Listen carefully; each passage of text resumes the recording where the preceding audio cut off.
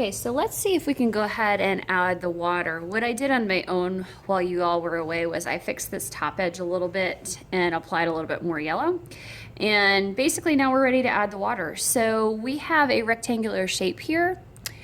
Which paintbrush do you think is the best tool for the job? Are we working with a point brush or are we working with a flat top brush? Flat tops, best for straight lines and angles. Okay, so I actually have two different sizes here to share with you. This slightly larger one is at 10. The smaller one is an 8.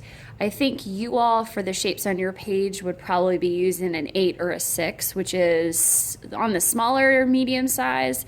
My shape is actually a lot bigger, so I'm gonna use the 10 flat. And get started with that. So a couple notes. When you faded shapes from dark to light, where did you add the water in order to preserve that fade? Where did you add the water in order to preserve that fade? If you add it at the lightest part, which is this area right here, and basically do your strokes in the same direction that you faded, so I did this vertically.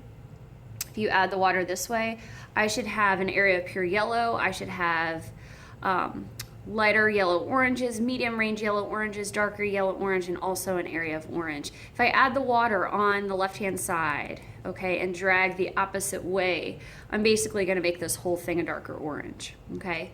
So what I'm gonna do first is I'm gonna dip this paintbrush in the water, and let's see what happens, okay? So I'm adding the water, the lightest part, and I am dragging it into the darker area. So I'm dragging it to the left. Notice how it's creating all kinds of really, really fun yellow oranges. Let me add a little bit more water. I'm losing my water here. So I'm redipping. Yep, ooh, that's cool. Adding that there. Wow, I'm impressed with my skills here. That looks really awesome.